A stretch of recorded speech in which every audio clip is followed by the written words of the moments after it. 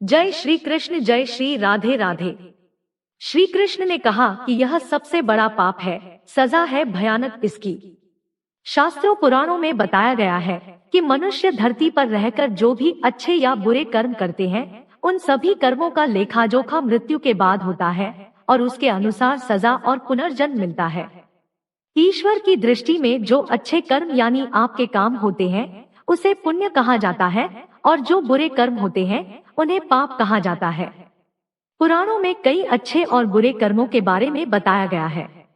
गरुड़ पुराण में तो यह भी बताया गया है कि मनुष्य को अपने पाप कर्मों के कारण मृत्यु के बाद अलग अलग तरह के पापों के लिए कौन कौन सी अलग सजाएं दी जाती है।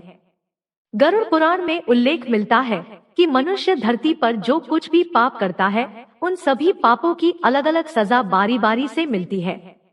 यम के न्याय में किसी भी पाप की सजा से बचा नहीं जा सकता है।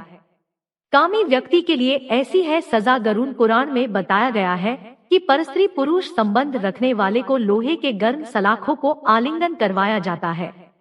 जो पुरुष अपने गोत्र की स्त्री से संबंध बनाता है, उसे नरक की यातना भोग कर लकड़बग्घा अथवा शाही के रूप में जन्म लेना पड़ता है।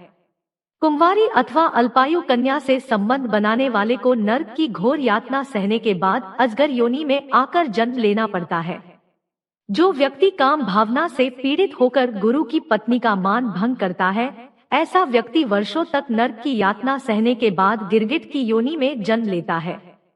मित्र के साथ विश्वासघात करके उसके पत्नी से संबंध बनाने वाले को यमराज गधा की योनि में जन्म देते हैं। लेकिन व्यभिचार और धोखा देने से भी बड़ा एक पाप है जिसकी सजा कठोर है।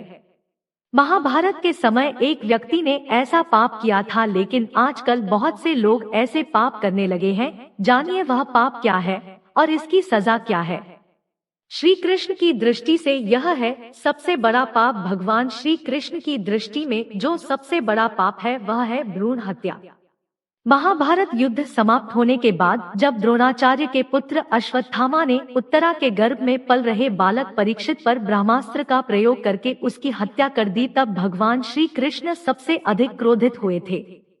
श्री कृष्ण ने उस समय ही यह घोषणा कर दी थी कि अश्वत्थामा का पाप सबसे बड़ा पाप है, क्योंकि उसने एक अजन्मे बालक की हत्या की थी। श्री कृष्ण ने इस पाप की सजा स्वयं अश्वत्थामा को दी थी। श्री कृष्ण ने अश्वत्थामा के सिर पर लगा चिंतामणि रत्न छीन लिया और शाप दिया कि तुमने जन्म तो देखा है, लेकिन मृत्यु को नहीं देख पाओगे, यानी जब तक सृष्टि रहेगी तुम धरती पर जीवित रहोगे और कष्ट प्राप्त करोगे। भ्रूण की हत्या करने वाले के लिए सबसे कठोर सजा निर्धारित है और ऐसे व्यक्ति को कई युगों तक इस सजा का दंड भुगतना पड़ता है। इसलिए हमें इन पापों से बचना चाहिए। जय श्री कृष्ण, जय श्री राधे राधे।